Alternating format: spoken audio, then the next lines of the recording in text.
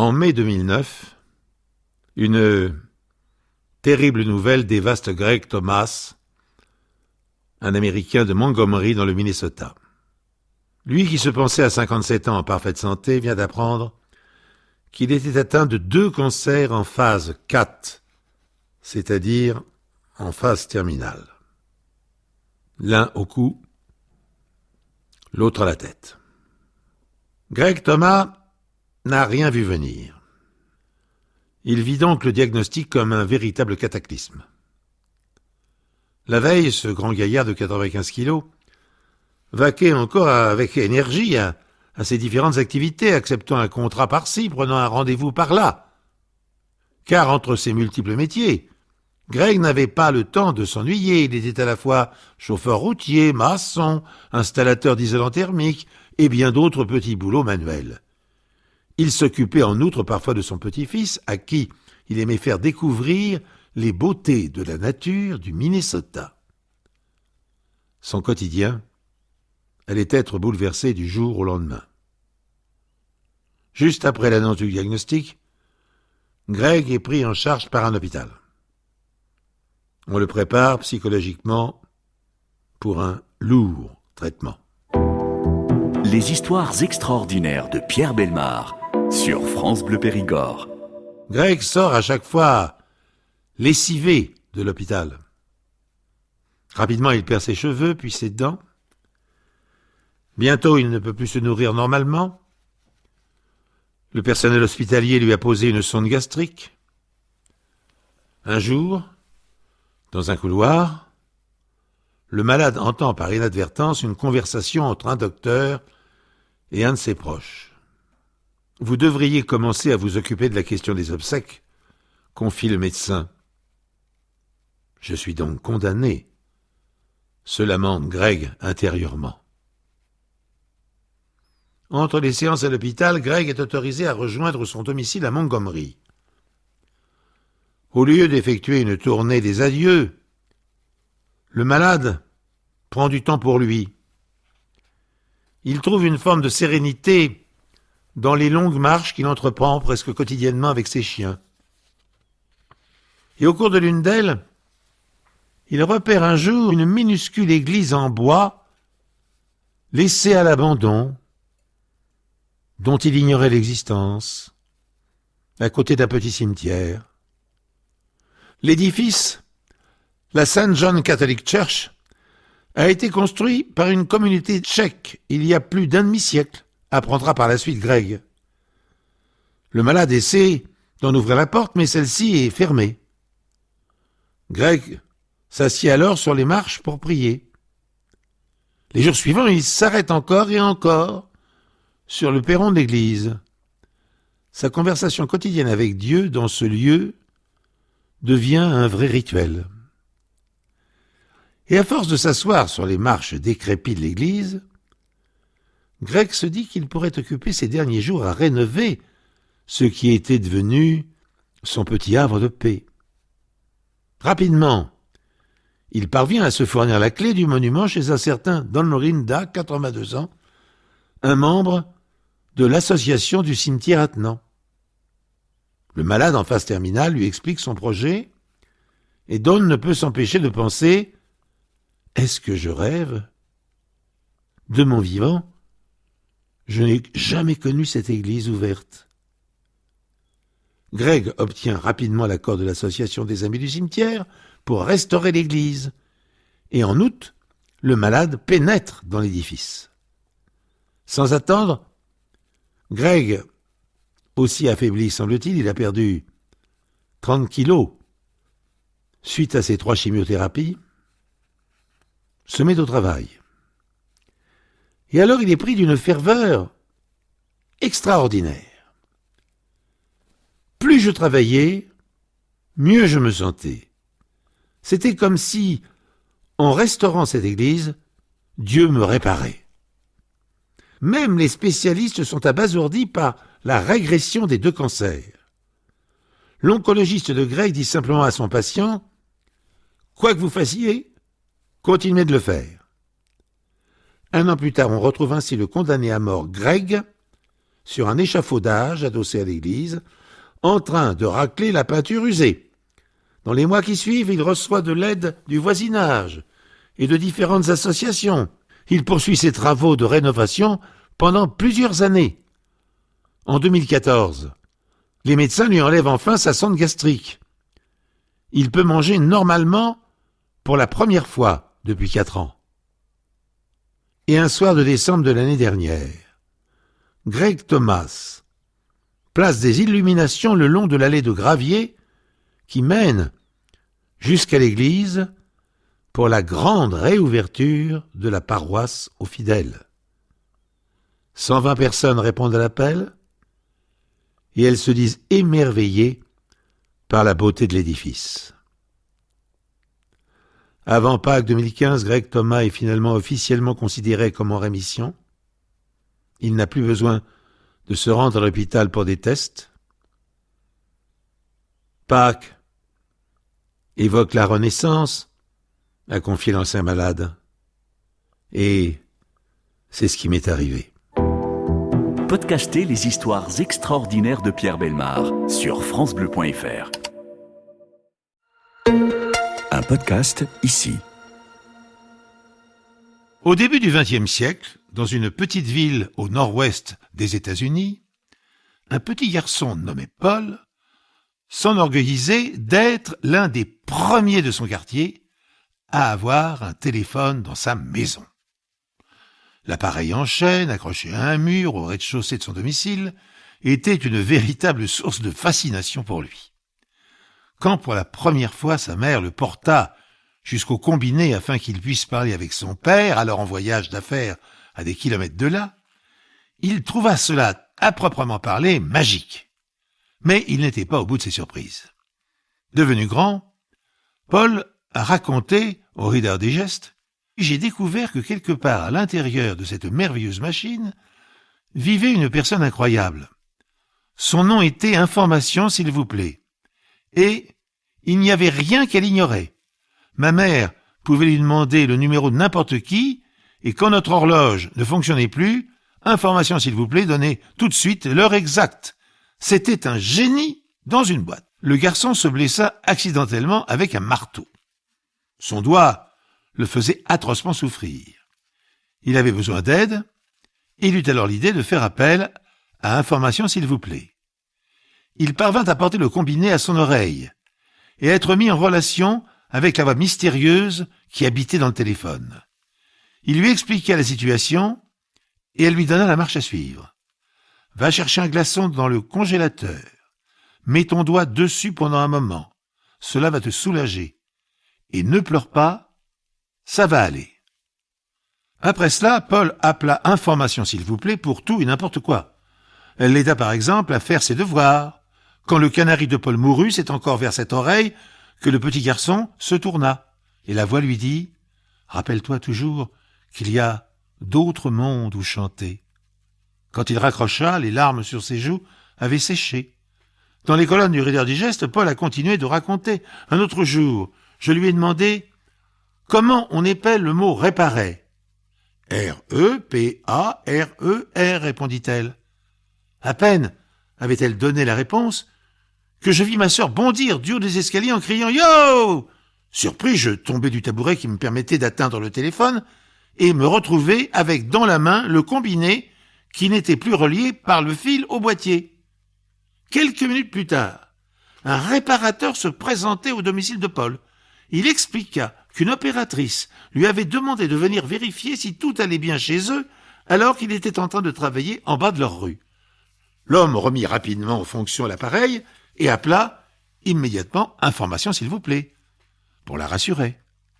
À l'âge de 9 ans, Paul déménagea avec sa famille pour aller s'installer à Boston. Sa relation avec le génie dans la boîte s'interrompit alors brutalement, mais bien malgré lui. Il n'avait même pas eu le temps de lui dire au revoir, regretta-t-il, pendant des années, car son souvenir resta vivace dans son esprit. Et des années plus tard, en effet, devenu un jeune adulte étudiant à l'université, Paul se retrouva en transit à l'aéroport de Seattle pendant environ 1 heure et demie. Pour passer le temps, il appela sa sœur, qui vivait maintenant dans cette ville, laissant à Paul le soin de raconter la suite. Et puis, sans vraiment penser à ce que je faisais, j'ai composé le numéro du standard de ma ville. Et j'ai dit « Information, s'il vous plaît ». Et miraculeusement, j'ai entendu la voix douce et claire que j'avais si bien connue dans mon enfance. « Information ? Pourriez-vous me dire, s'il vous plaît, comment épeler le mot « réparer » ?» Il s'ensuivit une longue pause. Puis la voix à l'autre bout du fil dit « J'imagine que ton doigt doit être tout à fait guéri maintenant. » Paul rit. C'était donc bien elle. C'était bien son génie. Après tant d'années, elle répondait encore présente. Il n'en revenait pas. L'étudiant lui avoua, alors un brin confus, « Vous ne pouvez pas avoir idée de combien vous avez compté pour moi. » La standardiste répondit « Mais c'est vous qui avez tellement compté pour moi. Je n'ai jamais eu d'enfant. Et j'attendais tellement, impatiemment, tes appels. C'est idiot, n'est-ce pas ?» Après un brin de causette, Paul lui demanda s'il pourrait la rappeler quand il rendrait visite à sa sœur une fois son semestre d'études terminé. « Bien sûr, demande juste Sally. » 3 mois plus tard, de retour à Seattle, le jeune homme composa le même numéro. Une voix masculine lui répondit « Puis-je parler à Sally ? Je suis un vieil ami. » L'opérateur lui apprit, hélas, que cette femme était morte, voilà 5 semaines, des suites d'une longue maladie. « Mais attendez, vous avez dit que vous vouliez appeler Madame Villiard, c'est bien ça ? » ?»« Oui ? Sally a laissé un mot pour vous. Le voici. Je vous le lis. Dis-lui qu'il y a d'autres mondes où chanter. Il comprendra ce que je veux dire. » Mais cette fois-ci, Paul ne comprit pas. La voix rassurante n'était plus la même. Il raccrocha.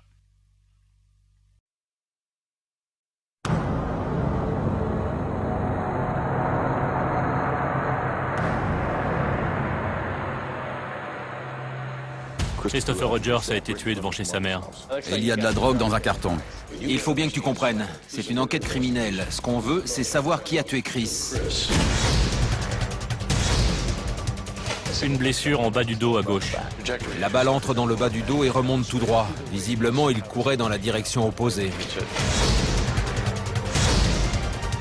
Il voit quelque chose, il rentre, il téléphone. À qui? Il savait ce qui allait se passer. C'est clair.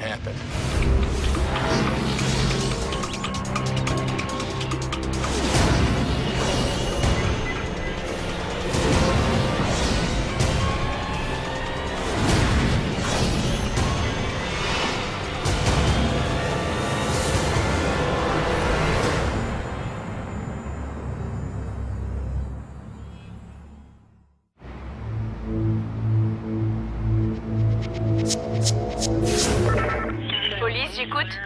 Lève-toi! Allez, lève-toi! Allô? Mon copain s'est fait tirer dessus. Venez vite, c'est urgent. Qu'est-ce qui s'est passé? On lui a tiré dessus.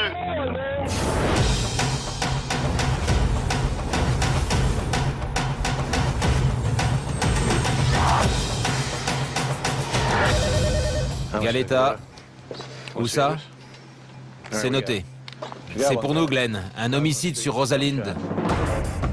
On vient de nous signaler un meurtre. L'homme a été transféré à l'hôpital où il a été déclaré mort. On part faire le point avec les policiers et essayer de savoir ce qui s'est passé.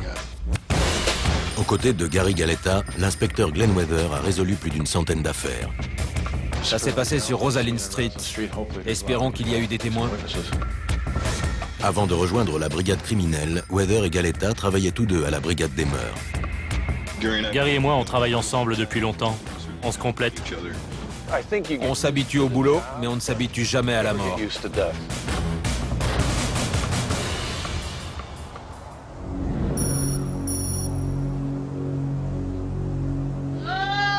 Ils ont tué mon enfant. Pourquoi? Pourquoi ils ont fait ça? C'est ma maison. Oh mon Dieu, pourquoi?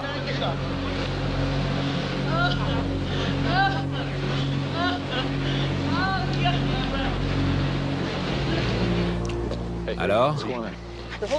Les coups de feu ont été tirés dans l'allée près de la voiture grise. Les ambulanciers ont essayé de le soigner dans la maison. Il était seul? Non, avec un ami. C'est lui qui l'a traîné dans la maison. On l'a emmené au commissariat. Il attend d'être interrogé. Qu'est-ce qu'on a? Il y a eu une confrontation. Ça s'est passé ici. D'accord. Le gosse est touché, il tombe et on le traîne à l'intérieur, c'est ça? Il est entré. Ah d'accord. Il entre et il s'écroule à l'intérieur. Venez. D'accord. Il n'y a pas de sang parce qu'il était debout. Ses vêtements ont tout absorbé. Après avoir été touché, il est rentré dans la maison. C'est la maison de qui? Sa mère, si j'ai bien compris. Il est entré, il s'est effondré et sa tête a atterri sur le jouet du gamin là-bas dans le coin. Les secours sont arrivés, ils l'ont déshabillé et ils ont laissé ses vêtements en tas. Ce n'est pas lui qui a enlevé ses vêtements, ce sont les secouristes qui l'ont déshabillé. Il y a du sang par terre. Apparemment, ça s'est passé à 10 mètres d'une cour de récréation remplie de gamins. La victime a été retrouvée dans la maison. Il s'est effondré près d'un canapé, sa tête reposait sur un jouet. Il y a des signes évidents d'intervention médicale. Ils ont coupé certains vêtements qui sont restés en tas.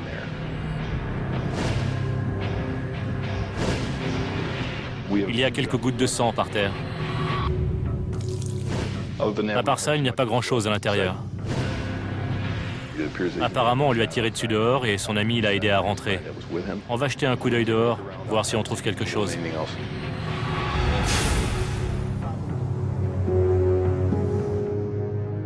La victime, Christopher Rogers, était âgé de 22 ans. Il faisait partie de l'équipe universitaire de basket et poursuivait ses études tout en aidant sa petite amie à élever leur fils de 2 ans.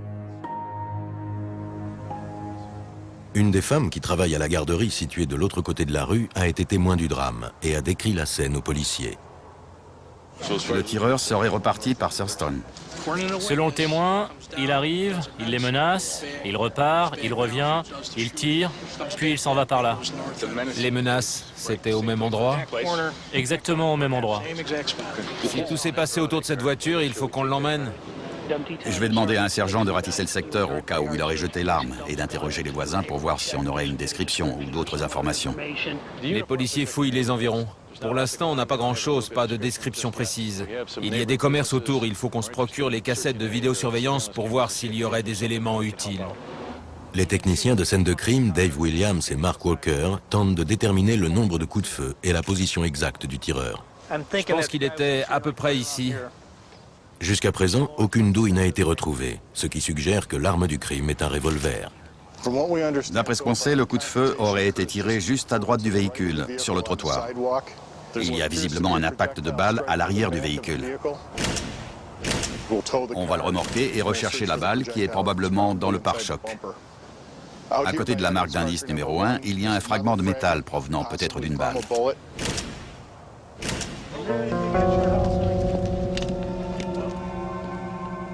Deux impacts de balles. Elles semblent provenir de l'endroit où se trouvait le tireur. Il faut qu'on récupère ces balles. C'est important. On doit voir si elles correspondent à celles extraites du corps de la victime. Et si on retrouve l'arme du crime, on pourra vérifier si ça concorde. Super, joli petit projectile. Je ne sais pas si on va pouvoir extirper le deuxième, mais au moins on en a un. On rentre au bureau pour interroger un des témoins du jardin d'enfants. Elle sera plus à l'aise pour parler s'il n'y a pas des milliers de gens autour. On va aussi parler au jeune homme qui était avec la victime au moment des faits. On va laisser les techniciens faire leur boulot. Pour l'instant, il n'y a pas beaucoup d'indices matériels, mais qui sait, on va peut-être trouver des preuves balistiques. On effectue un scan en 3D des lieux tels qu'on les a trouvés. Là, on prépare le scanner laser. Ça va préserver la scène de crime et on pourra s'y référer plus tard si besoin est.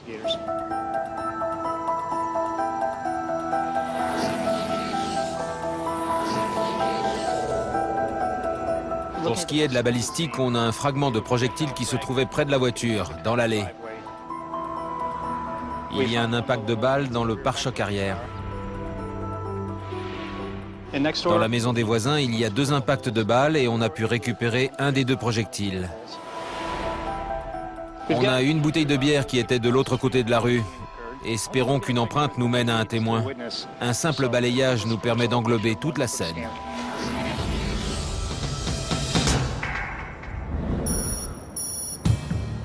Weather et Galetta interrogent Anthony, l'ami de Chris Rogers, présent au moment des faits.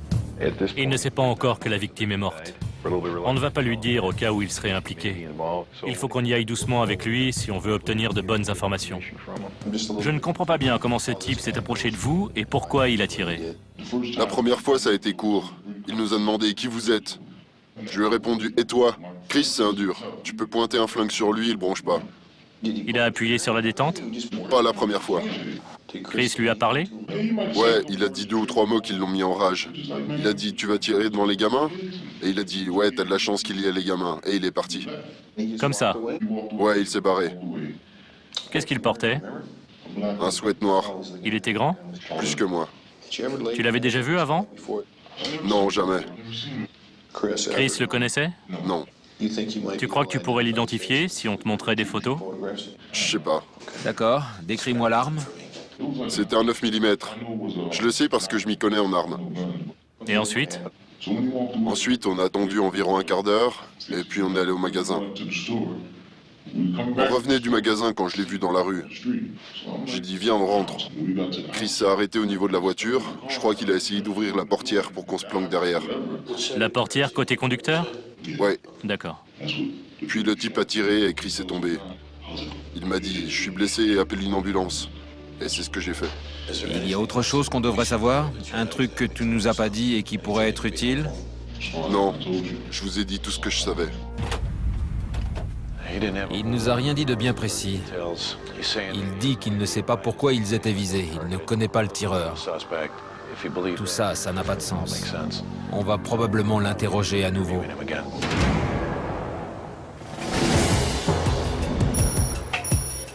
On est chez la mère de la victime. On essaie de trouver des indices qui nous permettent d'avancer. Pour l'instant, on n'a pas grand-chose. On va commencer par fouiller chaque pièce, une par une.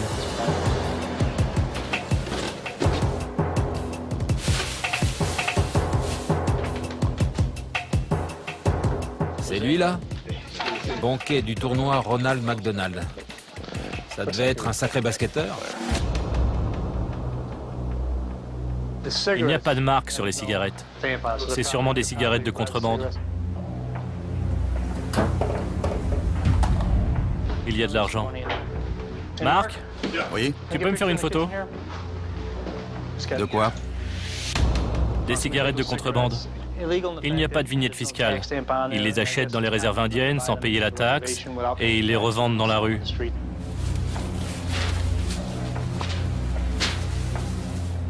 Il y en a d'autres ici. Quelques paquets. Dave?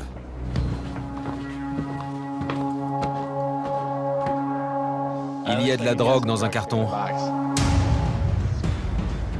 C'est quoi? De l'herbe?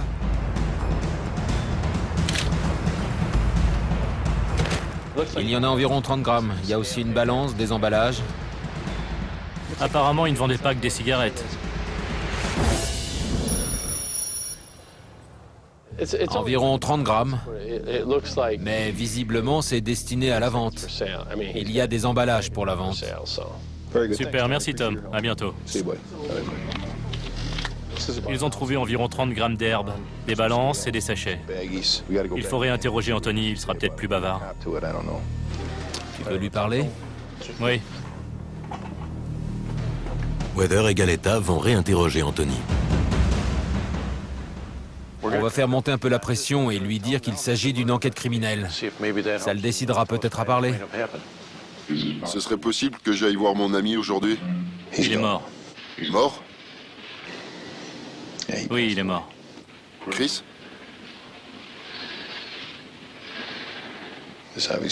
Évidemment, ça complique un peu les choses pour ce qui est de notre enquête. On a besoin de toi, Anthony. C'est la vérité. Je l'ai jamais vu, ce type. Bon, écoute, Anthony. Pour nous, c'est une affaire sérieuse. Très sérieuse.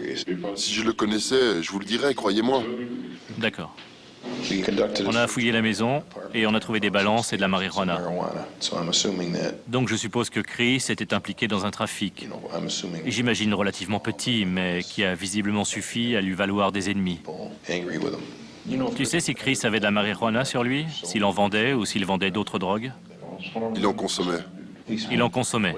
Mais tu ne sais pas s'il en revendait pour se faire de l'argent. Je savais qu'il en avait sur lui, mais je sais pas où il se la procurait. D'accord.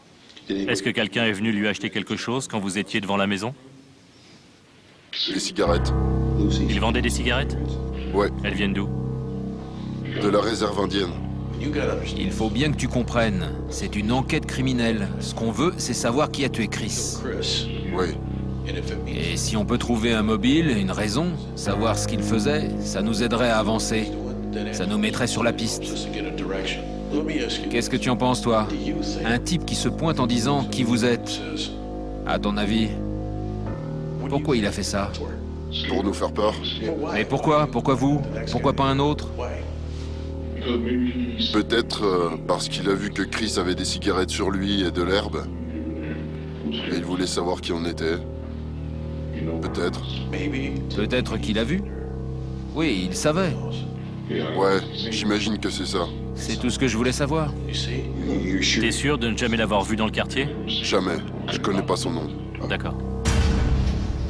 Il n'a pas dit grand-chose. Il n'a pas dit qu'il vendait de la marijuana. Mais il a admis que la victime vendait des cigarettes provenant de la réserve indienne dans la rue. On va le relâcher, mais on le recontactera si on a d'autres informations sur un éventuel suspect.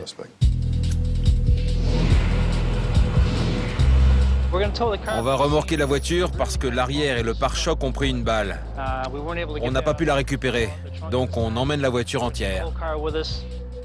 J'ai récupéré la caméra vidéo de ce magasin. Je vais rentrer visionner la cassette et voir ce que donnent les images. Weather et Galetta interrogent Sherry, l'une des employées de la garderie située de l'autre côté de la rue. Elle a assisté au drame et appelé la police. Alors, racontez-moi tout. Les enfants sont sortis dans la cour de récréation à environ 11h15. Il y avait 3 types devant une maison rouge et jaune. Ils avaient l'air de se disputer. Mais ça m'a fait un choc quand j'ai vu celui avec la capuche sortir ce long revolver argenté. Le type avec la veste couleur rouille n'arrêtait pas de dire « T'as un problème? Vas-y, tue-moi !» Et le gamin à la capuche a brandi son pistolet et ça a fait clic. Après ça, il s'est éloigné. Il est parti. Les 2 types avec les vestes en cuir, au lieu de monter dans la voiture et de filer, ils sont allés jusqu'au magasin. Je me suis dit, il va y avoir un problème. Ils ont attendu longtemps avant d'aller au magasin? Il s'est écoulé une dizaine de minutes entre cette scène et le moment où il s'est fait tirer dessus. Les 2 types avec les vestes en cuir sont revenus vers la maison rouge et jaune. Ils étaient à côté de la voiture gris métallisée. Et l'homme à la capuche est revenu très vite. Il a sorti son pistolet sans hésiter. Et il a tiré quasiment à bout portant. À quoi ressemblait l'arme? C'était sûrement un automatique. Il était très fin, long et fin. Il n'y avait pas cette pièce qu'on voit tout autour. Il était plat et argenté. Vous pouvez nous décrire le type à la capuche? Dans les 1m80, environ 19 ans, extrêmement mince. Il semblait très fragile.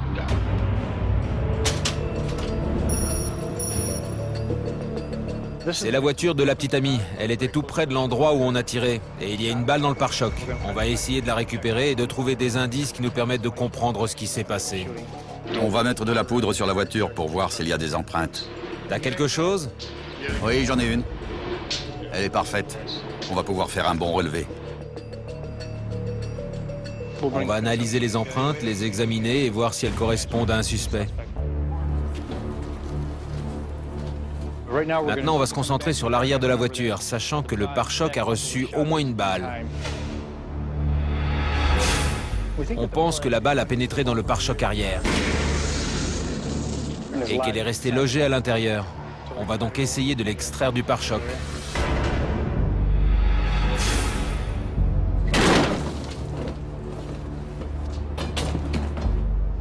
C'est ça, là? Elle est peut-être ressortie de l'autre côté. Il y a un trou, là. Ah, là voilà. Voilà le projectile.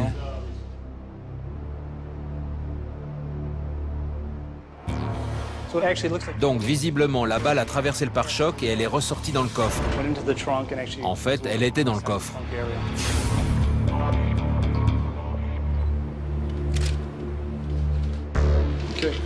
Elle est en bon état. On ne peut pas déterminer le calibre à l'œil nu, mais on va pouvoir la comparer avec celle qu'on a extraite du mur et avec celle que le médecin légiste va récupérer. L'inspecteur Tom Cassidy reçoit un appel d'un livreur ravitaillant la supérette du quartier. Ah oui? Il a des informations intéressantes sur le propriétaire du magasin. Merci de votre appel, à bientôt. J'ai enregistré l'appel. Vous voulez l'écouter en entier? Oui, s'il te plaît. J'étais dans le magasin. Quand j'ai fini de mettre mes produits en rayon, je me mets toujours dans la file pour me faire payer. Il m'a dit d'attendre une seconde. Il avait l'air un peu nerveux. Qui ça? Le patron? Oui, il m'a dit que le gars allait se faire descendre. Il m'a dit, il va le descendre. Je lui dis, quoi? Comment ça? Il me dit, écoute. Et il fait mine de tendre l'oreille. Et là j'entends pop, pop, pop, pop, pop. 5 détonations. Je lui dis, comment tu savais qu'il allait le flinguer? Et il me répond, on s'en fout, c'est des animaux. Laisse-les s'entretuer. Visiblement, il était au courant. Il savait que ça allait barder. Il faut aller le chercher le plus vite possible. Il faut qu'on lui parle. Allons-y. Les inspecteurs vont interroger le propriétaire de la supérette. Le livreur dit que le patron l'a prévenu qu'il allait y avoir des coups de feu. Donc on pense qu'il connaît le type impliqué dans l'affaire. Si on vous a fait venir, c'est parce qu'on a des informations sur le meurtre. Vous saviez qu'il allait tirer sur ce jeune homme avant même qu'il le fasse. Non, pas du tout. D'après nos sources, le gosse qui a fait ça, celui avec le sweat à capuche noire, vous savez qui c'est. Je n'ai vu personne. On nous a dit que vous saviez que ces gens n'étaient pas contents et que ce type allait faire quelque chose. Pourquoi ils se disputaient? Personne ne se disputait. Mais ils font des allers-retours toute la journée entre le magasin et sa maison. Donc vous insinuez que la personne qui nous a renseignés nous a menti. Tout ce que je sais, c'est qu'il y a eu des coups de feu dehors. On a entendu les coups de feu et on est sorti. Après les coups de feu? Oui. Et qu'avez-vous vu? On est sorti au cas où il y aurait un problème. On est resté 2 minutes et on a vu tout le monde aller au coin de la rue. Vous pourriez le reconnaître? Qui ça? Le gamin qui s'est enfui, celui avec le sweat à capuche noire. Des gamins, j'en vois 200 à 300 par jour. Je ne peux pas me rappeler de tout le monde. Le commerçant restera au poste de police au cas où Heather et Galetta voudraient le réinterroger. Il nous a dit, écoutez, je n'étais absolument pas au courant. Il ne sait pas qui est le tireur ni à quoi il ressemble. Rien. C'est le cas typique du petit commerçant qui ne veut pas coopérer avec la police. Je suis sûr qu'il sait ce qui s'est passé. Peut-être qu'il a peur, peut-être qu'ils l'ont menacé dans le passé et qu'il sait quelque chose. Chris et Anthony vendent des cigarettes devant son magasin, ça lui fait du tort. Ce type en sait beaucoup plus long. Ou alors il est impliqué. Il faudrait savoir pourquoi ça s'est passé en 2 temps, on va le réinterroger. Nos 2 témoins affirment qu'il y a eu 2 événements distincts. Les menaces et les coups de feu. Tout ça par le même individu, noir, 1m80, vêtu d'un sweat à capuche noire. La première fois, apparemment, il aurait juste demandé à Chris, vous êtes qui? Chris et Anthony sont au bout de l'allée. Le tireur s'avance dans la rue. Il y a une sorte d'altercation verbale qui dégénère. Le type sort un revolver de son manteau. De l'autre côté de la rue, notre témoin, Sherry, entend une sorte de clic produit par le revolver. Il a peut-être enlevé le camp de sécurité pour leur faire comprendre qu'ils étaient sur son territoire et qu'il fallait qu'ils arrêtent leur petite combine. Peut-être qu'au départ, il avait juste l'intention de les menacer. Je crois que maintenant, le plus gros souci, c'est la balistique. Nos témoins ont parlé d'un pistolet automatique. Mais on n'a pas retrouvé de douille, donc ce n'est pas logique. Et ça m'étonnerait que le ou les tireurs se soient baissés pour les ramasser, surtout qu'il y a eu plusieurs coups de feu. Il y a peut-être plusieurs armes. En tout cas, c'est une possibilité. En fouillant la maison, on a trouvé des balances et une petite dose de marijuana. Gary et moi, on pense qu'ils vendaient aussi un peu d'herbe. Ça, plus les cigarettes de contrebande, ça ne paraît pas une raison suffisante pour vouloir le tuer, mais il ne faut guère plus. Dave Williams a découvert qu'une partie des faits a été enregistrée par les caméras de surveillance de la supérette. Les enquêteurs visionnent la séquence pour tenter d'identifier le tueur. Bon, ça commence vers 11h30. Je vais revenir un tout petit peu avant. La victime, c'est le grand en rouge. C'est qui, là? Anthony. Vous voyez où ils sont maintenant? Le tireur arrive en courant et il y a une sorte de confrontation. Ça ressemble aux menaces dont parlaient Sherry et Anthony. Il les insulte, il se retourne. Il marche à reculons. Où il va? Ensuite, il y a une partie où il ne se passe rien. On va voir le type passer en courant. Il passe devant la voiture et c'est là qu'il tire. Puis il repasse derrière la voiture et c'est tout. Quel culot. Il tire en plein jour et il repart comme si de rien n'était. Voilà. C'est gonflé. On ne peut pas l'identifier à partir de cette vidéo. Non, on ne voit pas son visage. Mais au moins, on connaît à peu près sa taille. Il est très mince. C'est un noir. Ça va sûrement nous servir. Voyons ce qui se passe dans le magasin. Revenons juste avant les coups de feu. Bon, là, c'est le livreur de chips. Il remplit les rayons. Voilà le patron. Il sort. Ouais, il va voir ce qui se passe. Il doit y avoir du grabuge. Il voit quelque chose, il rentre, il téléphone. À qui? Je ne sais pas. Je vais lui demander qui il a appelé avant les coups de feu. Demande-lui aussi ce qu'il a vu dehors.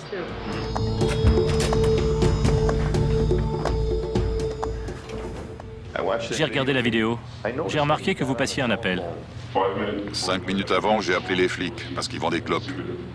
Celui qui s'est fait tuer, il en vend dans le quartier. Et vous perdez des clients. C'est pour ça que j'ai appelé. Avant les coups de feu, qu'est-ce que vous avez vu par la fenêtre? Je l'ai vu, lui, qui vendait des clopes. C'est la vérité. Il dit qu'il y avait un type dehors qui vendait des cigarettes de contrebande. Il s'agit de notre victime.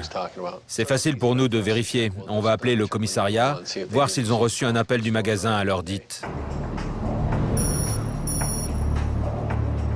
L'autopsie de Christopher Rogers est terminée.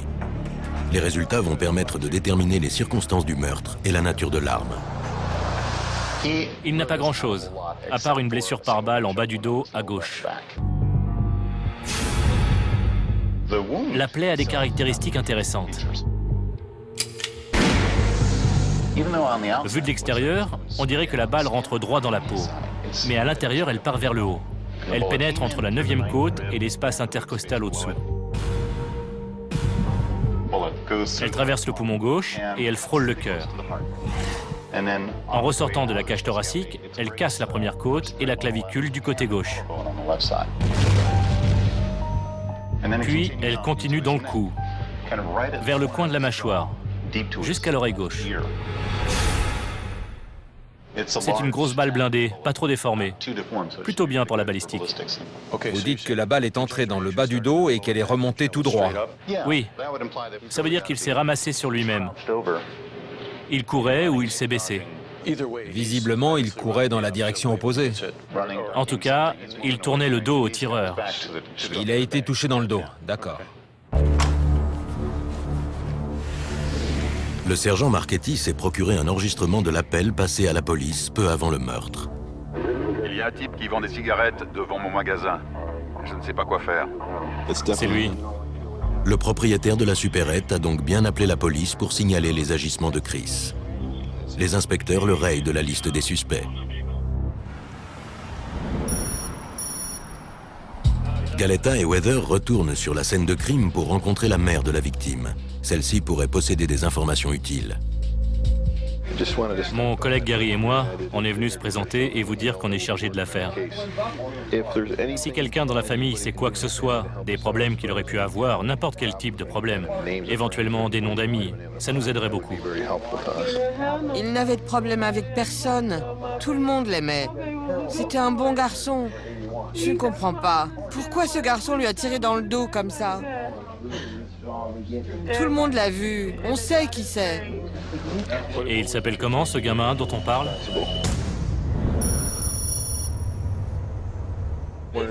À ce qu'il paraît, il s'appelle Matthew. C'est son vrai nom. C'est lui qui a tiré? Oui. Matthew. C'est ce que j'ai entendu. C'est tout ce que je sais. J'ai pas son nom de famille. Ce garçon lui a couru après et lui a tiré dans le dos. Je suis désolé pour vous. Il faut nous dire tout ce que vous savez, d'accord? D'après Madame Rogers, la famille a entendu dire que le coupable serait un type du nom de Matthew. On peut chercher dans nos bases de données, surtout dans le secteur de Thurston Road. Il y a 1 ou 2 gangs. Le plus influent, c'est Thurston Zoo. Ayant désormais le nom d'un suspect potentiel, les 2 inspecteurs peuvent commencer les recherches dans le quartier.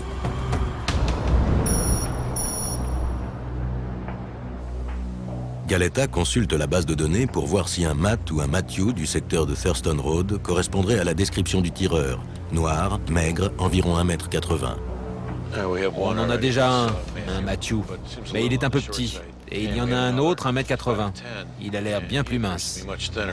2 Matthew semblent correspondre à la description du suspect, mais les enquêteurs auront besoin d'autres informations pour engager des poursuites. 3 projectiles intacts provenant de la scène de crime et du corps de la victime vont être analysés. Une comparaison va permettre d'établir le calibre de l'arme et de déterminer si les balles proviennent toutes du même pistolet. Vos projectiles proviennent d'un revolver de calibre 38 ou 357. Je vais les placer sous le microscope et les examiner pour voir s'ils proviennent tous de la même arme. La balle de gauche a été extraite du corps de la victime. Celle de droite provient de la maison voisine.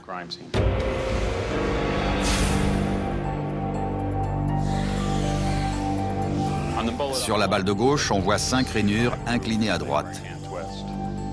Sur celle de droite, on observe le même nombre de stries et la même inclinaison à droite. Et le dessin des stries est le même. Donc, nos 2 balles proviennent bien de la même arme. Excellent. Je vais comparer la balle provenant de la voiture et celle extraite du corps.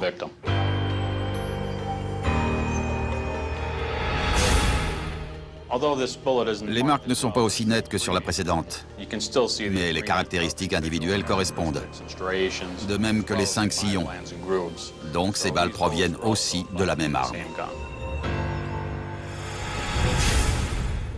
Il s'agit probablement d'un revolver de calibre 38 ou 357. Selon les témoins, le tireur se serait servi d'une arme semi-automatique. Mais la balistique montre que les 3 projectiles proviennent d'un revolver de calibre 38 ou 357.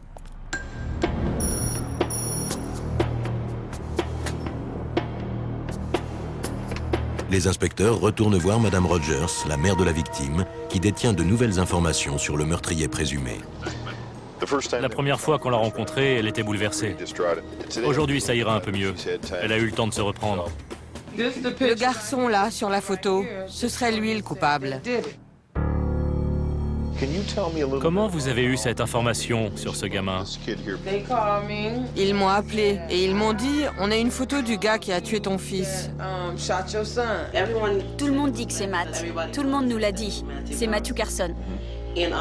C'est ce qu'on raconte dans le quartier. On sait qui c'est Matt. Il paraît qu'après, il s'est vanté d'avoir tiré.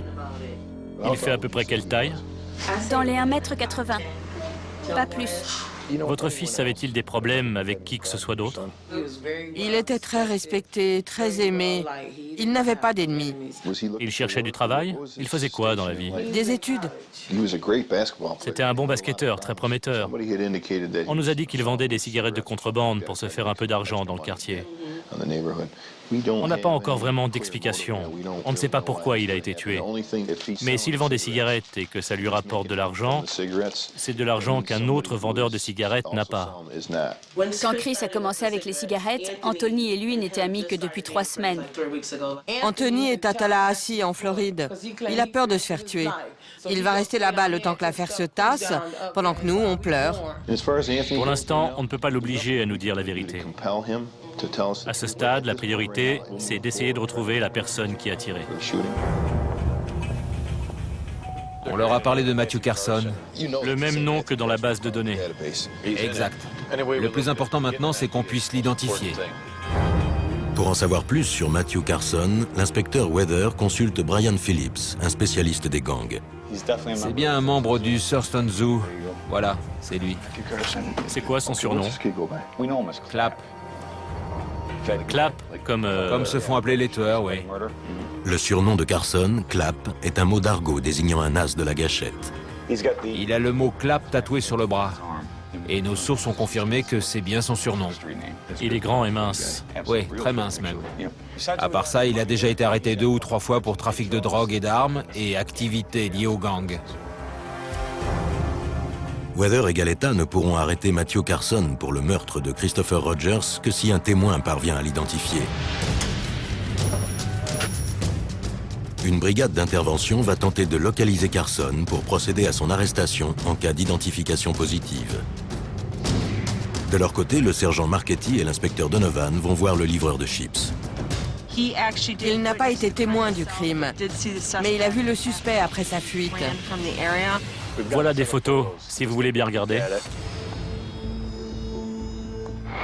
D'accord. J'ai du mal, là. Je dirais plutôt lui, mais je ne suis pas sûr. Il n'a pas réussi à identifier le suspect parmi les photos. Je pense qu'il ne l'a pas assez bien regardé. Même s'il n'a identifié personne, les mailles du filet continuent de se resserrer. On va interroger Monica, une des femmes de la garderie qui a été témoin du meurtre. Elle était dehors dans la cour au moment des faits. On a convenu d'un rendez-vous en espérant qu'elle puisse identifier Matthew Carson. C'est très important vu qu'on n'a pas eu de succès avec notre livreur de chips. Son témoignage est essentiel pour l'enquête. On va vous montrer des photos. Regardez-les bien, une à une.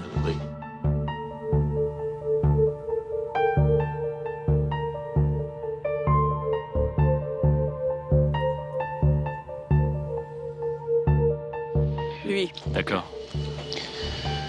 C'est lui. Très bien. Merci. Elle a désigné une photo et c'était bien notre suspect, Matthew Carson. C'est un grand pas en avant dans l'affaire. Weather et Galetta disposent à présent d'une identification positive de Carson et vont tenter d'en obtenir une seconde. Ils convoquent Sherry, le témoin qui a contacté la police. Prenez votre temps, regardez chacune d'elles.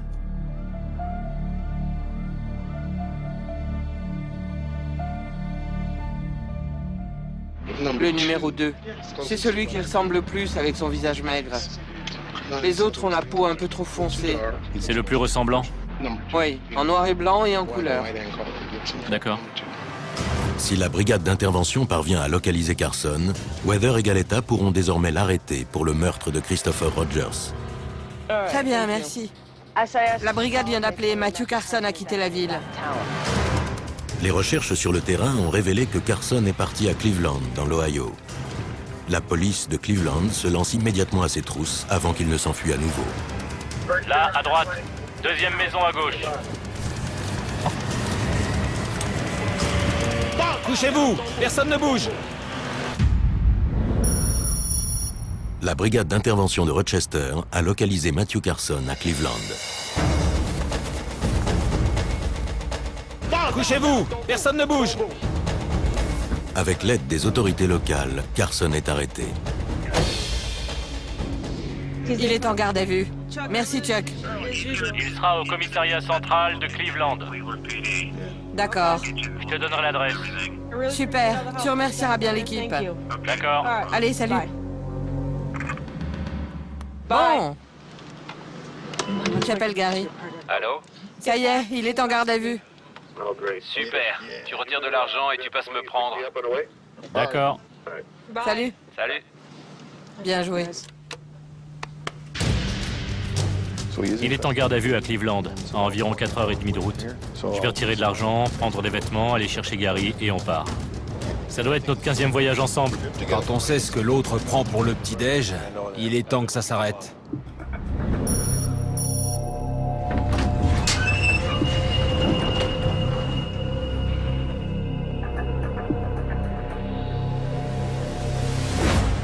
C'est pour qui? Matt Carson. 28! Bonjour. Bonjour. C'est la porte d'après.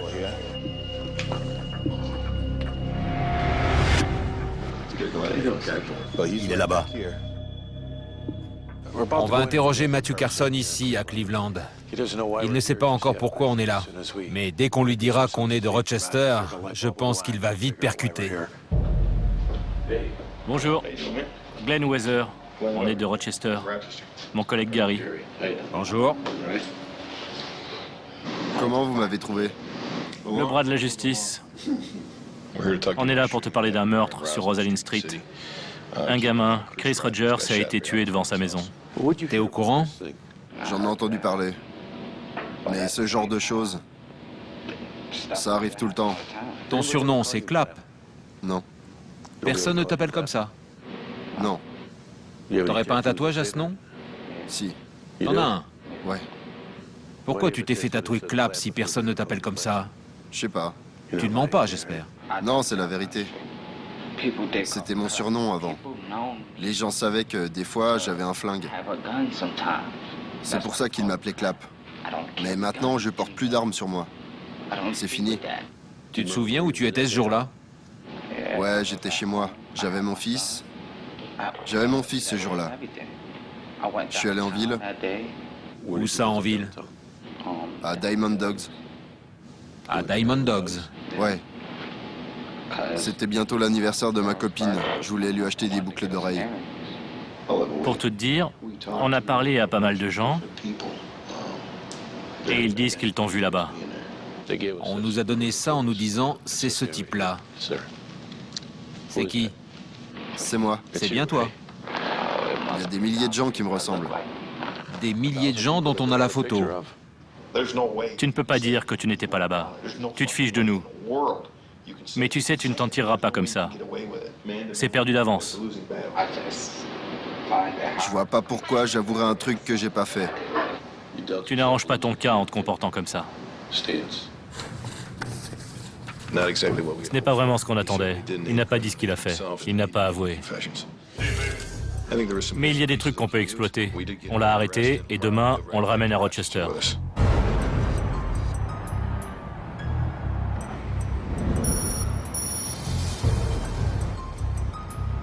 Matthew Carson est arrêté pour le meurtre de Christopher Rogers. Les deux inspecteurs le ramènent à Rochester, où il sera incarcéré à la prison du comté jusqu'à la fin de l'enquête.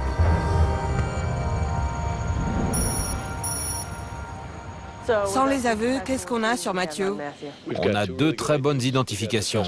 On a sa description, grand et maigre, très maigre d'après les témoins. Il est du quartier, il y a beaucoup d'éléments qui indiquent que c'est lui et qu'il était là-bas. Il dit qu'au moment des faits, il était en ville, dans un centre commercial, qu'il est allé dans un magasin Diamond Dogs. On va vérifier, mais ça m'étonnerait. On a des preuves balistiques et une empreinte digitale. La voiture était là quand la victime a été touchée. L'empreinte digitale appartient à Anthony. Sachant qu'il était présent, ce n'est pas une grosse surprise. Et les balles proviennent d'un revolver de calibre 357 ou 38. Les témoins, Sherry et Anthony, ont parlé d'un semi-automatique, mais tout nous ramène à un revolver. Qu'est-ce que vous en pensez? Pour moi, c'est une dispute territoriale. Chris a commencé à vendre des cigarettes dans le quartier, puis il est passé à l'herbe. Et il suffisait que ça se sache pour que ça énerve les autres. C'est un manque de respect de rester là-bas, et ça a dégénéré. On pense que le jour du meurtre, il a reçu la visite de Matthew Carson.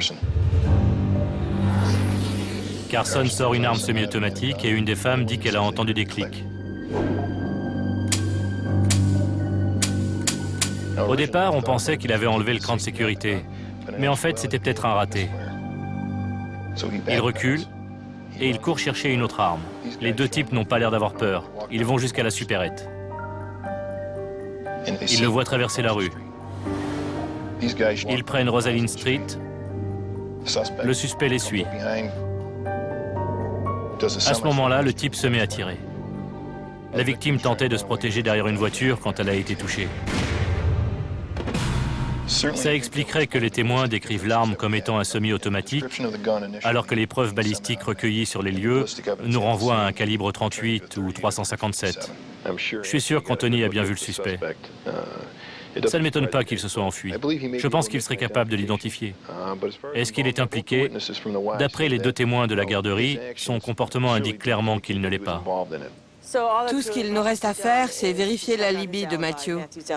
Ensuite, il faut qu'on trouve Anthony pour voir s'il peut identifier le suspect. Oui.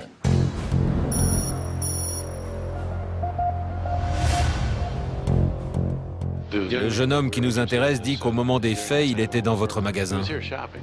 Comment s'appelle-t-il? Matthew Carson. Clap. C'était quel jour? Le 24. Ça fait un moment que je l'ai pas vu. Vous avez vérifié leurs caméras? Ils enregistrent. Le service de sécurité du centre commercial nous a donné la cassette du 24. On va la visionner pour voir si Matthew Carson apparaît quelque part. On a visionné l'équivalent d'1 heure de surveillance et il n'y a aucune trace de notre suspect. Je crois qu'on peut dire qu'il n'était pas là-bas. C'est clair. L'affaire Carson s'est bien terminée, même s'il a essayé de nous donner un alibi. Les identifications faites par plusieurs témoins ont été primordiales. C'est malheureux que ça puisse dégénérer à ce point, mais c'est la loi de la rue. Quand on ne cède pas, on paie le prix fort.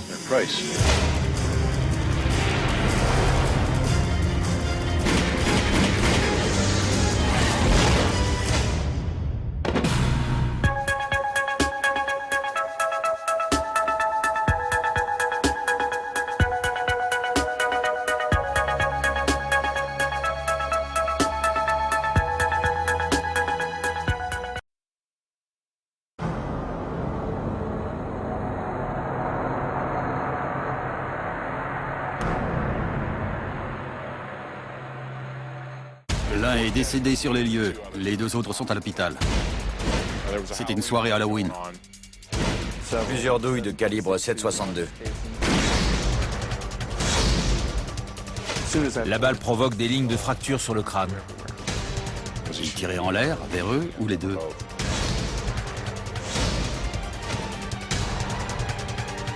Baissez d'un ton. C'est vous qui criez. Attention! Sortez immédiatement!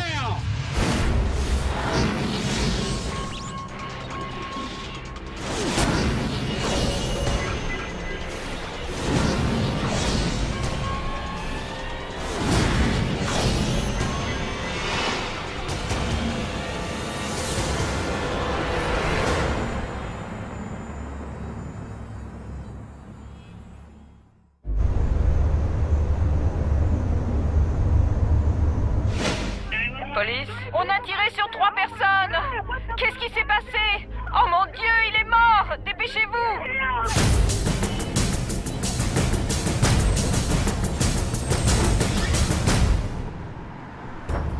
Ici, le bureau 74, on se met en route immédiatement. On se dirige vers le nord-est d'Indianapolis. On nous a signalé 3 victimes par arme à feu.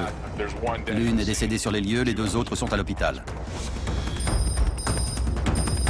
L'inspecteur Tom Lane a découvert le travail d'enquêteur lorsqu'il était dans la police militaire. Je dois garder l'esprit ouvert et focalisé sur l'enquête. Je vais assister mon coéquipier, l'inspecteur Lane, qui sera l'enquêteur principal sur cette affaire. Ancien marine, l'inspecteur Wager a passé 14 ans dans la police de la route avant de rejoindre la brigade criminelle. Le cœur d'une affaire, l'essence même de ce boulot, ce sont les indices. Je les examine et j'essaie de savoir ce qu'ils veulent dire.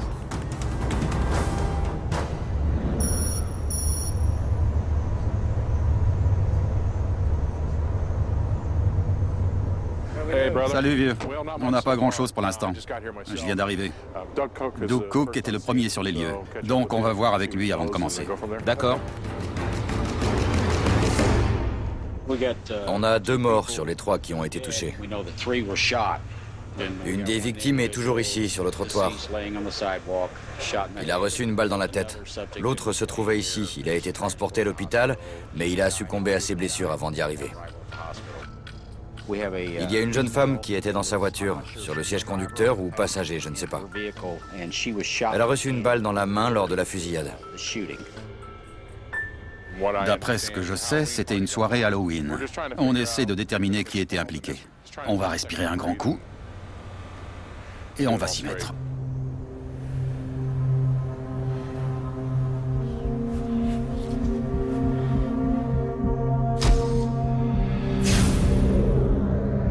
Une des victimes a reçu une balle dans la tête.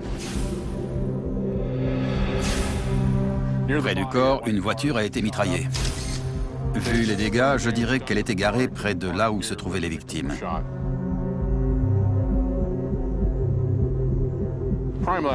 On a retrouvé plusieurs douilles de calibre 7,62 à l'angle de l'immeuble, ce qui semble indiquer que l'arme utilisée était un AK-47. Il y avait des clés de voiture près des douilles, avec un porte-clés Mercury. D'après l'emplacement de ces clés et des douilles, c'est sans doute le tireur qui les a laissées tomber. On va chercher si on retrouve une Mercury dans le coin.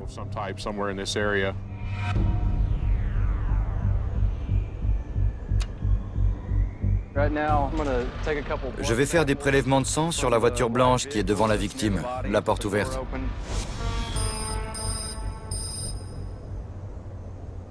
C'est de l'eau distillée, pour humidifier le coton-tige et faciliter le prélèvement du sang sur le véhicule. En examinant la voiture, Dustin découvre quelque chose qui peut s'avérer important. On dirait qu'il y a un fragment de balle. Il doit toujours y être.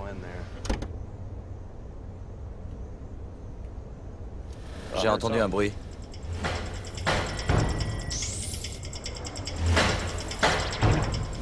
Il y a un fragment de balle là. Vous voyez? Ouais.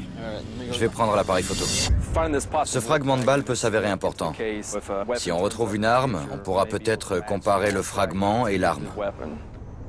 Jeff, à propos des clés retrouvées près des douilles, il y a de fortes chances pour que ce soit le tireur qui ait fait tomber ses clés et qu'il n'ait pas pu reprendre sa voiture. C'est un porte-clés Mercury. Est-ce que tu peux vérifier s'il n'y a pas une Mercury dans le parking? D'accord. Merci. Je vais parler aux gens qui sont là-bas et j'espère trouver quelqu'un qui a un lien ou qui connaissait les victimes afin de les identifier. Vous voulez bien venir par ici un instant? C'est pour faire avancer l'enquête. D'après les témoins, les deux victimes décédées étaient frères, Tory et Charles Carter. Charles, dont le corps est toujours sur les lieux, était à quelques semaines de son 20e anniversaire. Tory, qui n'avait que 18 ans, venait d'être accepté à l'université. Il est mort dans l'ambulance. Visiblement, Tory est entré dans l'immeuble et a rencontré quelqu'un avec qui il s'est disputé. Il est ressorti et ils étaient dehors en train de discuter quand les coups de feu ont éclaté. Quelqu'un lui avait déjà tiré dessus plus tôt? Oui. Vous voulez bien monter dans la voiture avec moi pour discuter tranquillement? D'accord. Très bien. L'inspecteur Lane va interroger la sœur de Tory et Charles. Les amis et la famille des victimes affirment qu'il y a eu un autre incident plus tôt dans la journée, au cours duquel quelqu'un aurait tiré sur Tory. Redites-moi exactement ce qu'il vous a dit sur cet incident. Il a dit « Elle a payé quelqu'un pour me tirer dessus ». C'est tout ce qu'il a dit. D'accord. Il m'a pas donné de nom. Je crois que c'est son ex parce qu'elle a laissé plein de messages sur le répondeur de ma sœur et celui de Charles. D'accord. Plus tôt dans la journée, quelqu'un a tiré sur Tory dans la cité de Washington Point. Ils disent tous que Tory a une ex qui n'a pas digéré la séparation. Et ils la soupçonnent d'être impliquée dans la fusillade qui a eu lieu plus tôt. D'accord. Je sais pas, c'est une piste à explorer. Vous savez si Tory était harcelée par une ex? Vous savez, quand une fille est repoussée par un garçon, elle devient dingue. Ça a un rapport avec ce qui s'est passé? J'en sais rien, vraiment. En dehors de cet ex, y a-t-il quelqu'un qui en voulait à vos frères? À votre connaissance? Tout le monde les adorait. Ok. Tom? Oui? La voiture là-bas, c'est une Mercury. Croisons les doigts. L'inspecteur Wager a découvert une Mercury garée près du parking. Regarde, il est cassé et il y a des empreintes dessus. Viens voir ces traces de semelle. Ça m'a l'air tout bon. C'est sûrement la voiture qu'on cherche. Je pense qu'elle fait partie de la scène de crime. Il y a eu de la bagarre autour. Je vais demander une commission rogatoire pour la faire examiner. Avant de prélever les indices, on va faire un scan à 360 degrés avec cet appareil spécial. Ce scanner va nous donner une image numérique en 3D de la scène de crime. On pourra s'y référer ultérieurement pour reconstituer les faits si nécessaire.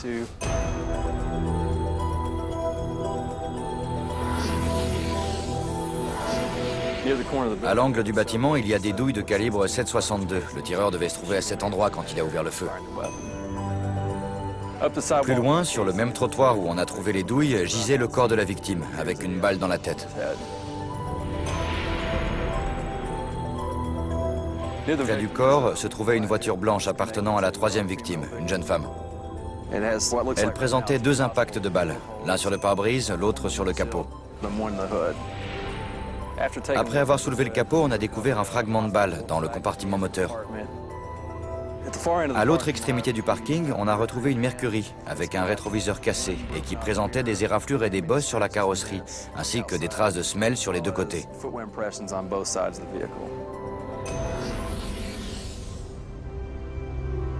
Une proche des victimes a accepté de parler à l'inspecteur Len de ce qu'elle a entendu à propos de la personne qui a tiré sur Tori et Charles. La personne qui a tiré sur Charles et Tori vit à Washington Point. On ne m'a pas encore donné son nom. Et ce soir ou plutôt dans la journée? Ce soir, elle vit là-bas. Comment vous le savez?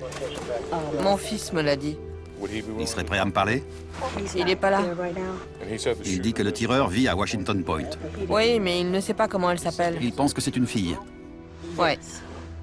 D'accord. Et c'est aussi une fille qui a tiré plus tôt dans la journée? Oui. D'accord. D'après les rumeurs, c'est une fille qui a tiré. Ce serait vraiment inhabituel. En 10 ans à la criminelle, je n'ai jamais vu de femme tirer sur quelqu'un, surtout avec un fusil d'assaut. Mais ça peut arriver.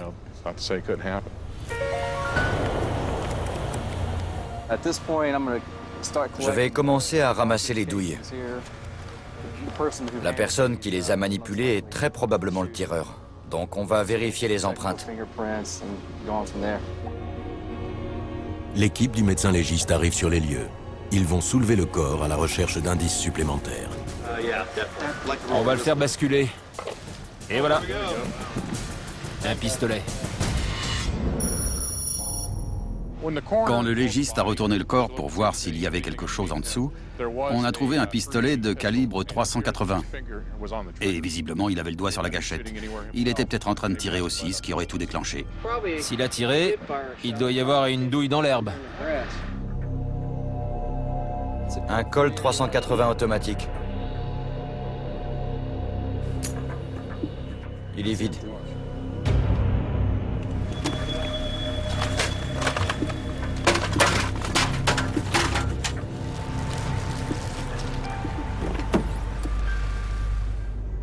Je quitte la scène de crime pour rentrer au poste. Je vais demander à l'inspecteur Wager de faire des recherches sur l'ordinateur à propos de femmes impliquées dans des fusillades avec un AK-47 ou une carabine SKS. Je vais également interroger un témoin pour voir si ses déclarations concordent avec ce que je sais, c'est-à-dire pas grand-chose. Je vais interroger une jeune femme qui était à la soirée. J'espère ressortir d'ici avec 1 ou 2 noms de personnes qui étaient présentes. Et si possible, une description du tireur. Peut-être un surnom. Parlez-moi de ce qui s'est passé ce soir. J'étais dans l'entrée, derrière un type très grand, et j'ai vu un autre type avec une casquette. Il s'est mis à tirer en l'air. Je me suis baissé, il a arrêté, et puis il a tourné son arme vers la gauche, et il s'est remis à tirer. Quel genre d'arme? Un AK-47. Parlez-moi de celui qui tenait l'arme. Il avait le teint clair, plus clair que moi. D'accord. Il avait le visage carré. Vous pourriez le reconnaître? Non, je l'ai pas bien vu. Il n'y a rien qui indique que c'était une femme qui a tiré avec un AK-47. Je n'ai rien trouvé dans la base de données sur une femme impliquée dans une fusillade. La famille des victimes pense que c'est une femme, parce qu'une femme a tiré sur Tori plus tôt dans la journée, et que Tori avait des ennuis avec son ex. Donc c'était peut-être une femme. Mais ça ne colle pas avec les déclarations de mon témoin. Elle m'a donné une description succincte du tireur. Un homme noir, vêtu d'un sweat à capuche noire. Elle a dit que le type a d'abord tiré en l'air, puis il s'est arrêté et a baissé son arme pour tirer sur les victimes. Ce que je ne comprends pas, c'est pourquoi il a commencé par un tir d'intimidation, pour finir par baisser son arme et tirer sur les victimes. Je n'élimine pas la possibilité que ce soit une femme. Mais pour l'instant, le seul témoignage oculaire parle d'un homme noir, vêtu d'un sweat à capuche.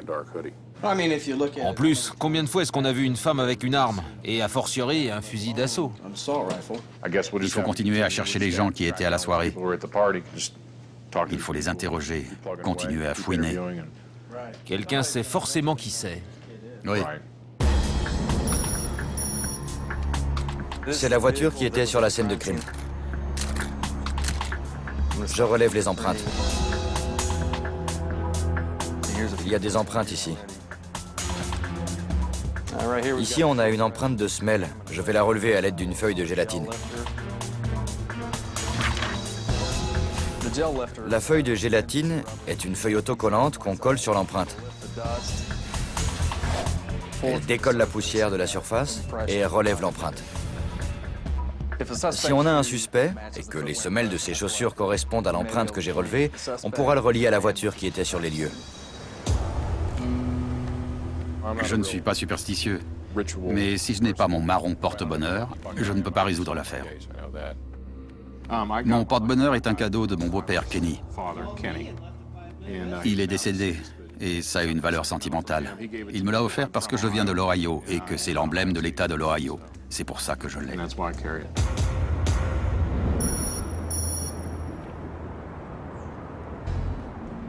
Inspecteur Lane. D'accord, il correspond. Vous êtes en route, là? Il nous amène un jeune qui s'appelle DeQuincy. Il correspond à la description donnée par mon témoin. Il était à la soirée et c'est peut-être l'un des tireurs. Pour l'instant, c'est un suspect potentiel. Redis-moi ton prénom. DeQuincy. Tu es au courant de la fusillade de cette nuit? Non. Tu n'es pas au courant? Non. Tu savais qu'il y avait une soirée? Je suis allé à aucune soirée. On nous a dit que tu y étais? Non. Il dit que j'étais au courant, j'étais pas au courant. Il y a des gens qui disent que tu étais à la soirée au moment de la fusillade. Ils ont dit DeQuincy était à la soirée? Oui. C'est marrant. Pourquoi? Je trouve pas ça drôle. Il y a eu 2 morts et une blessée. C'est pas ça qui est marrant. Où étais-tu hier soir? À la maison, je téléphonais. À qui? La Krisha. Ta petite amie? Avec le téléphone de qui? Qui? Le téléphone de qui? Le fixe de mon pote. Je croyais que t'étais chez toi. Non, j'ai pas dit que j'étais chez moi. Tu as dit à la maison. En tout cas, j'étais pas à une soirée. Je vous mens pas. Si. Je raconte pas de crack. Tu mens. Vous comprenez? Je sais où j'étais hier soir. On vient d'interroger DeQuincy et il est clair qu'il ment. Mais on a très peu d'éléments sur lesquels s'appuyer pour vérifier ce qui s'est passé. Pour l'heure, on va le laisser repartir et explorer d'autres pistes, jusqu'à ce qu'on obtienne plus d'informations, d'autres témoins, pour pouvoir l'interroger de nouveau.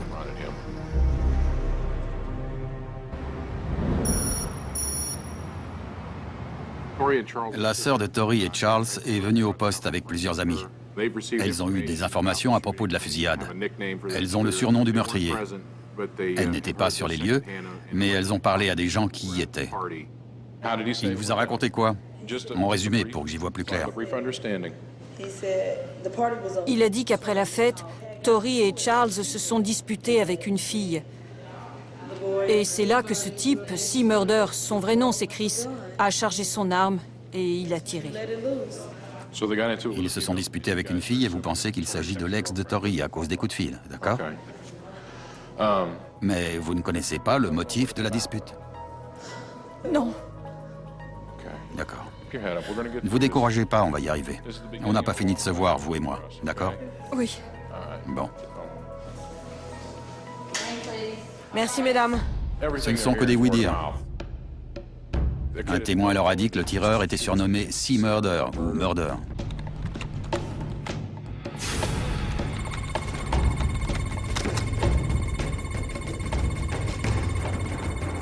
Je pensais pas qu'il y en aurait autant.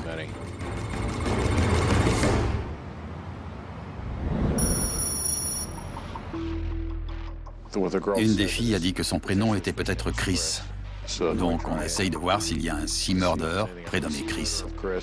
Bon.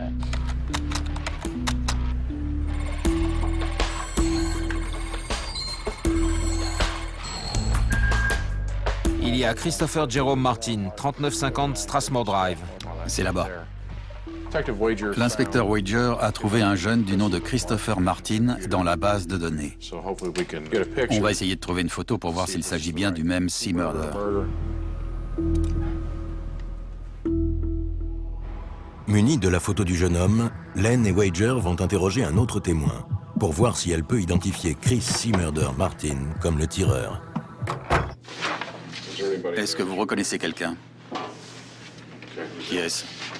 Chris. Également surnommé Murder. Qui tenait l'AK-47? Murder. Je l'ai vu tirer. Et il a pointé son arme vers la voiture de ma mère et il a tiré. Il y avait combien de tireurs? 2. D'accord.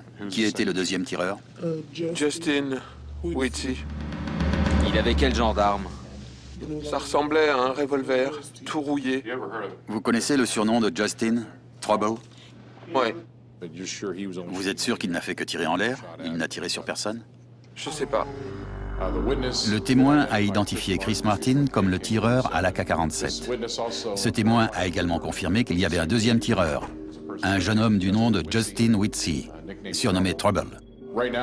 Pour l'instant, on va continuer de chercher Justin Whitsey et Chris Martin, ainsi que d'autres témoins qui pourraient nous dire qui a tiré en l'air et qui a tiré sur les victimes.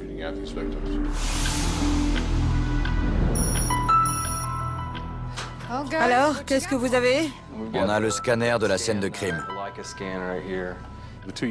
Les deux jeunes hommes assassinés étaient frères, Tory et Charles Carter. D'après les témoignages, C. Murder ou Murder, de son vrai nom Chris Martin, était armé d'un AK-47 ou d'un fusil mitrailleur. D'après d'autres témoignages, il y aurait eu un deuxième tireur, Justin Whitsey, surnommé Trouble. On a interrogé DeQuincy James, qui avait été identifié comme un tireur potentiel. Mais depuis, personne ne l'a identifié comme le tireur. Donc, je pense qu'il était sûrement là-bas, mais je crois qu'on peut le rayer de la liste des suspects potentiels. Oui, je suis d'accord. Il y a d'autres indices? On a ramassé 9 douilles dispersées dans cette zone. Il n'y avait pas d'empreinte. On a repéré une trace de semelle sur la voiture qui était sur les lieux. J'ai relevé l'empreinte avec une feuille de gélatine pour une éventuelle comparaison. On a les prélèvements ADN faits sur l'autre voiture. On attend les résultats. J'ai également relevé quelques empreintes sur la Mercury. La Mercury a été volée 2 jours avant le meurtre. Vous avez trouvé des armes? Sous le corps de la victime, il y avait un Colt 380. Oui.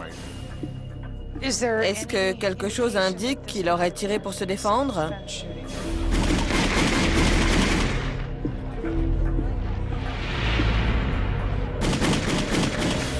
Je ne peux pas exclure la légitime défense.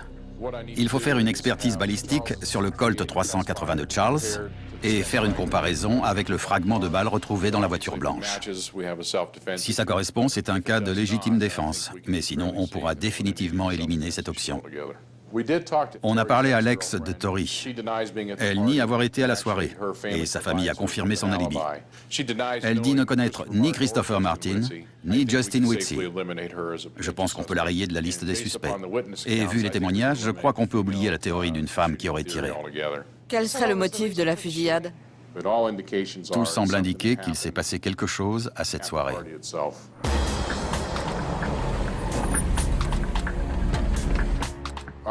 D'après les témoins, Tory se rend à la soirée et dès qu'il arrive en haut, il voit ou entend quelque chose, ou il se passe quelque chose qui le fait repartir aussitôt. Il ne reste pas à la fête. Il redescend et c'est là qu'a lieu la fusillade. Pour l'instant, on sait, d'après les témoins, que Chris Murder a tiré en l'air avec un AK-47. Ils disent également que Justin Whitsey a probablement tiré en l'air lui aussi. À un moment donné, Chris aurait baissé son arme pour tirer sur les victimes.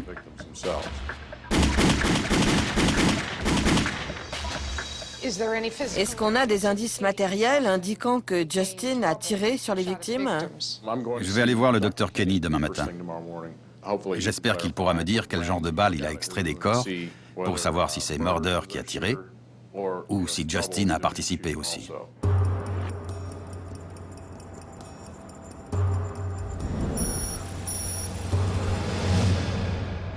Nous sommes au bureau du médecin légiste. Je vais aller voir le docteur Kenny pour parler de l'autopsie de Tori et Charles. Docteur Kenny, comment ça va? Content de vous voir. Vous avez fini? Vous arrivez pile, j'ai fini. Super. Je vais vous montrer ce qu'on a trouvé. Ils ont reçu chacun une seule balle qui a provoqué la mort. En ce qui concerne Tori, on a récupéré la balle. D'accord. Il a été touché à la hanche droite. La balle est entrée en laissant des traces d'abrasion, puis a fracturé l'os pelvien. Elle a traversé le bassin en sectionnant les artères principales, et elle s'est logée dans l'os pelvien de l'autre côté.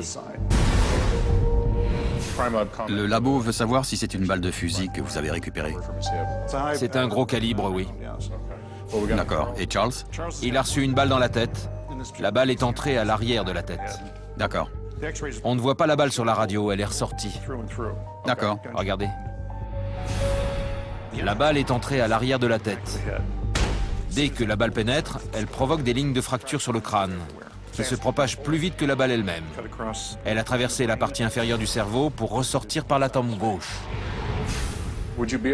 Est-ce que vous êtes en mesure de me dire si cette blessure a été causée par un fusil ou est-ce qu'un pistolet pourrait provoquer de telles lésions? Certains pistolets peuvent faire ça. Très bien. Merci. Je vous en prie.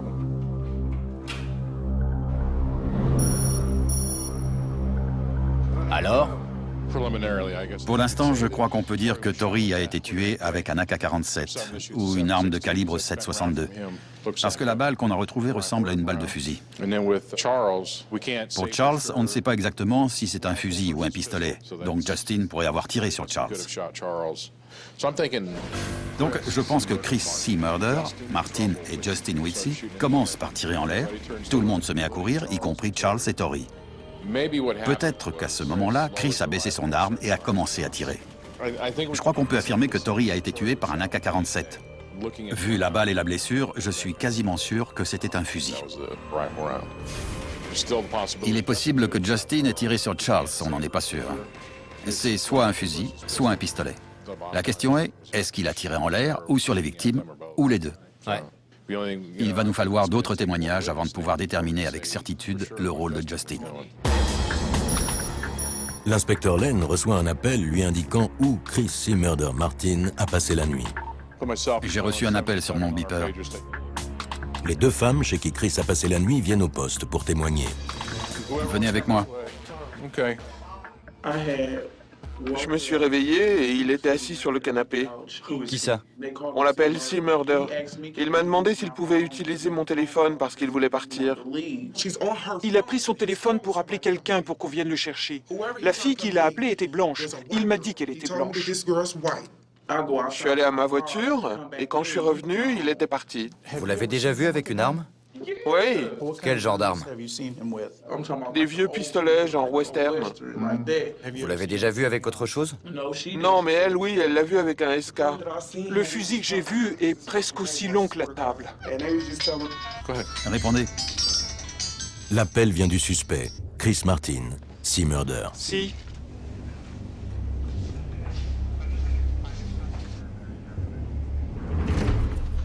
Il a dit quoi? Il nous menace. Il menace mes enfants, ma maison. Il faut l'arrêter. Il m'a dit, je vais te tuer. Je lui ai dit, pourquoi tu t'es sauvé? Il m'a dit, je vous ferai tuer toutes les deux. J'ai peur. D'accord. Retrouvez le numéro d'où il appelait. Ça y est, c'est une femme qui va répondre, mais il est avec elle. D'accord. Vernon? Mon suspect s'appelle Christopher Martin. Il est armé d'un pistolet.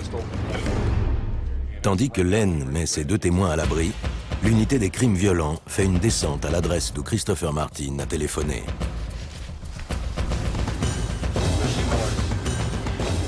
Vous ne connaissez pas ce numéro qui nous a amenés jusqu'à vous et votre mari? Non.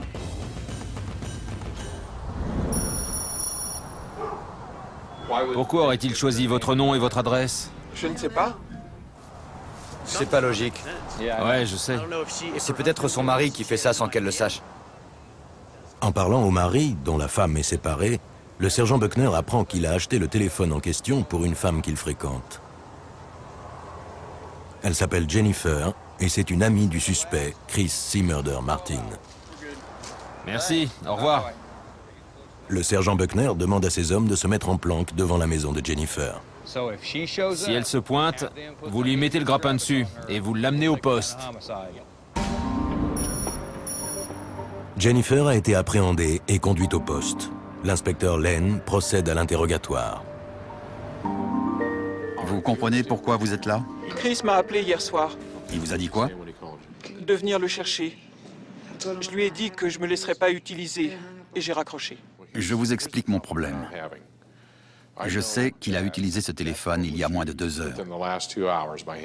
Pas par lui. Qui est l'homme qui a téléphoné? Il n'y a aucun homme. Il y a un homme qui a appelé de votre téléphone pour menacer 2 femmes parce qu'elles l'ont dénoncé. Vous mentez. Non. Vous mentez. J'ai vu le numéro de mes yeux. Ne me traitez pas de menteur. Je sais pas où il est. Baissez d'un ton. Je vous ai donné tous mes numéros. Baissez d'un ton. C'est vous qui criez. Merde. L'interrogatoire a viré à la dispute, en partie parce que je suis fatigué. Ça fait plus de 20 heures que je suis sur cette affaire sans dormir. Il est temps que j'arrête. Je vais aller dormir et je reprendrai demain.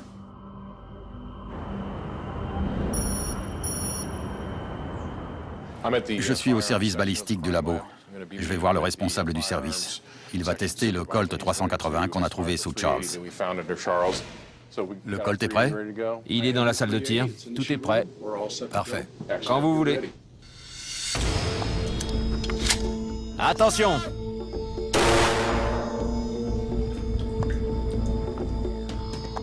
Venez avec moi.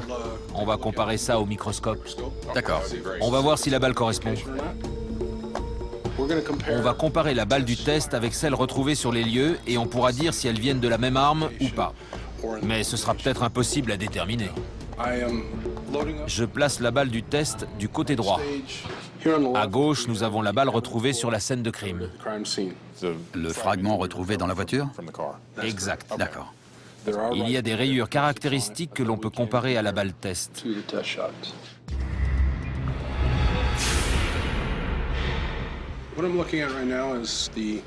Je compare les marques laissées par le canon, les rainures sur les balles. Et j'essaie de déterminer si elles proviennent de la même arme.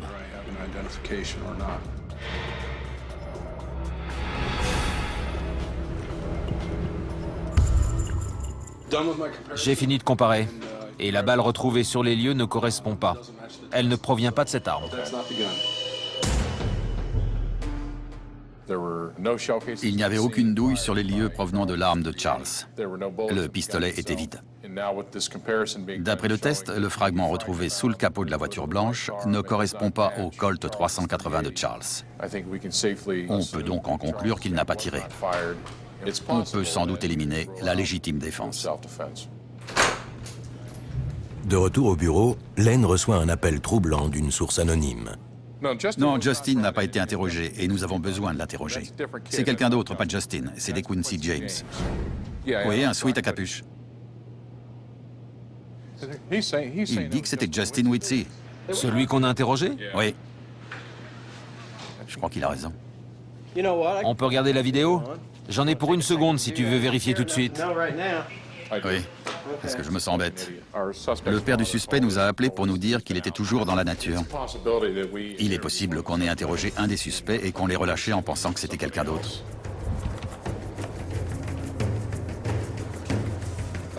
Je regarde la vidéo de l'interrogatoire de celui qu'on pensait être DeQuincy.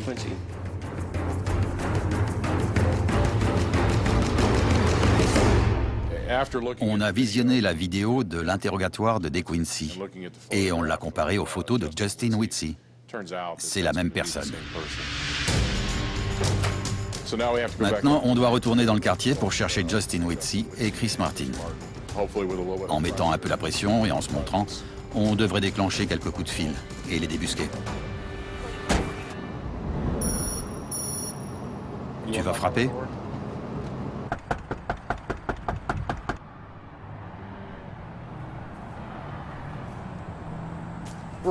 Nous sommes à la recherche d'un jeune impliqué dans une fusillade.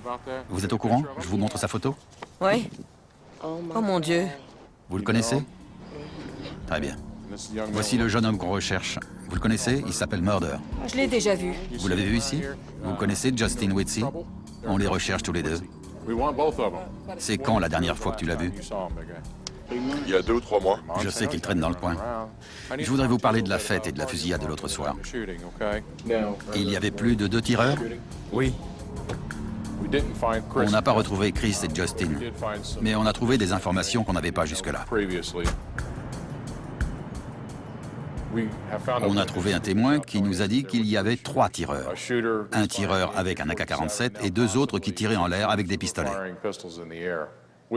On a également appris que Charles et Tori ont été appelés par une femme qui était importunée par un jeune homme à la soirée. On doit continuer à chercher les tireurs, Chris Martin et Justin Whitsey, et visiblement un 3e qui tirait en l'air. Après avoir recherché Chris Martin et Justin Whitsey pendant des jours sans succès, Len et Wager reçoivent un appel inespéré du père de Chris Martin. D'accord, Monsieur Martin, merci d'avoir appelé. Oui, on va l'arrêter en douceur. Merci encore. C'était le père de Chris Martin. D'accord. Apparemment, il sait où se trouve Chris. Je crois qu'il est sincère, il veut surtout que l'arrestation se passe bien.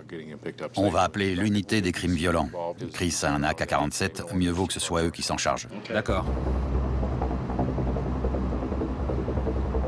On couvre celle-ci. Celle-ci. Et on passe aux suivantes. C'est la police.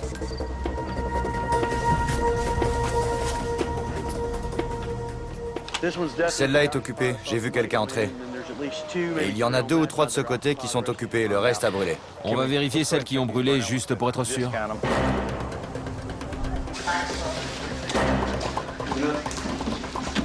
C'est bon.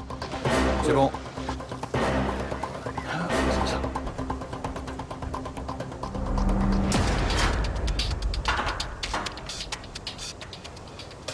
L'un des agents passe devant une porte vitrée coulissante et croit apercevoir le suspect, Chris Martin.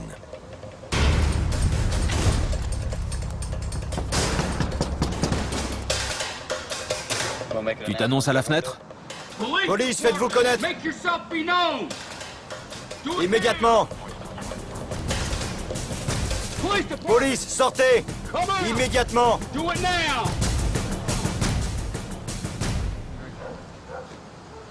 Il y a quelqu'un? On dirait un squat.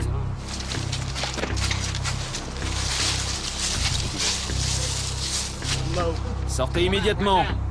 Bougez-vous. Allez. Laissez vos mains en évidence. Il y a quelqu'un d'autre? Vous êtes seul? Ton nom? Christopher Martin. Bouge pas, bouge pas. Tu gardes les mains dans le dos. On a Martin.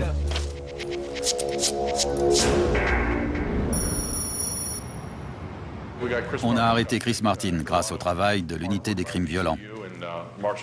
On va voir s'il veut nous parler et faire une déposition, voir ce qu'il avoue. Bonjour. Allez debout.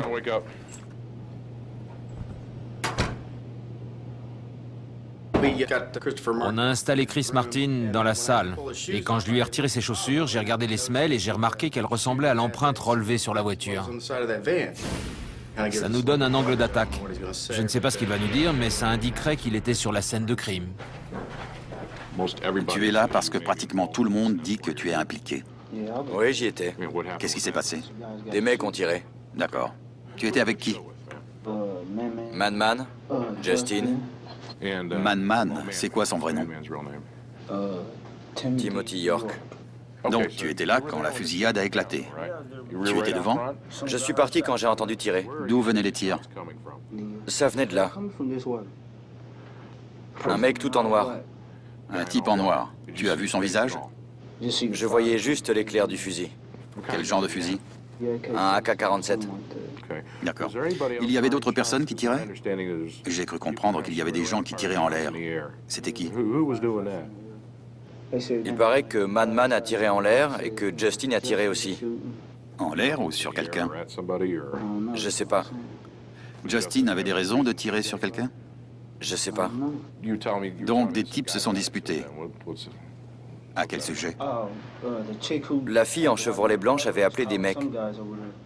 Et ce sont eux qui se sont fait tirer dessus? Ouais. Et ils sont venus voir celui qui embêtait la fille? Ouais. C'était qui ce type? Tu le connais? Je le connais pas. On a arrêté Chris Martin. Il admet qu'il était présent, mais au lieu d'avouer que c'est lui qui a tiré, il dit que c'est un homme noir avec un sweat à capuche. Il affirme également que Justin Whitsey a tiré en l'air et qu'une troisième personne, surnommée Man Man, tirait en l'air. Son vrai nom est Timothy York. Ça corrobore les témoignages qui disent qu'il y avait 3 tireurs. Dustin, quels sont les indices matériels dont nous disposons pour corroborer les déclarations des témoins? Les indices sont peu nombreux, mais on a l'empreinte de semelle qu'on a relevée. Elle correspondra peut-être aux chaussures de Martin. Donc, d'après les dépositions des témoins, ça s'est passé comment? Il y a d'abord eu Chris qui a tiré en l'air avec un fusil d'assaut. Justin et Man Man ont aussi tiré en l'air avec des revolvers. Mais à un moment, on pense que Chris a baissé son arme et a tiré sur les victimes. Vu les indices matériels, les déclarations des témoins et le fait qu'il admette avoir été sur les lieux, je pense que c'est lui le tireur. Pourquoi a-t-il baissé son arme pour tirer? Je pense que quand ils ont tiré en l'air, Charles et Tori ont eu peur. Ils se sont mis à courir vers la voiture pour s'enfuir. Et je pense que dans l'esprit de Chris, ce qui justifie de leur tirer dessus, c'est qu'il est persuadé qu'ils vont chercher des armes dans leur voiture.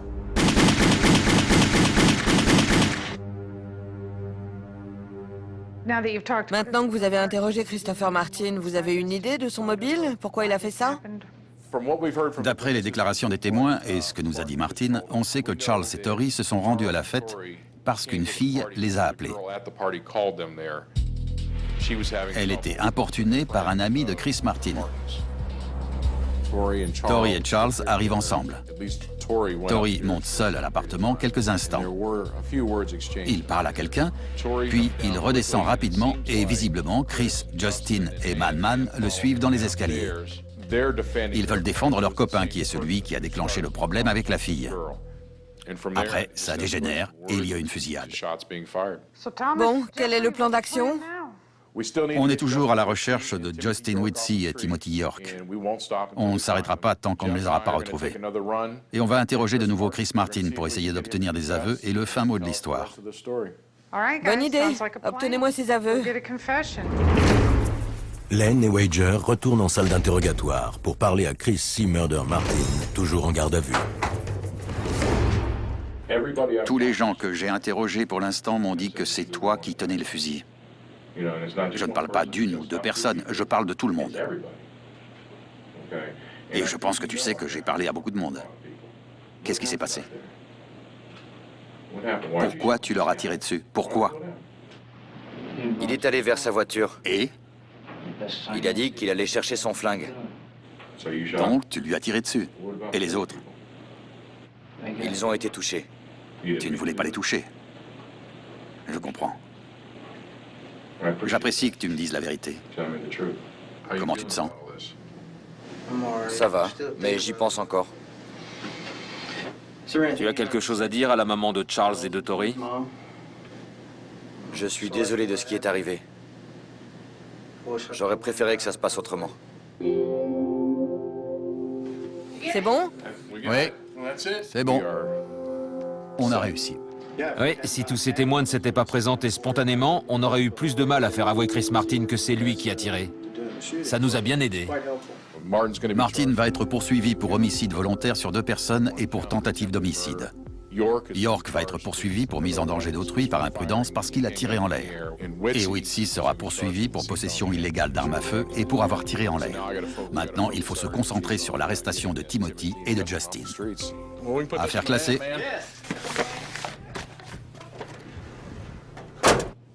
Encore une affaire résolue grâce à mon marron porte-bonheur.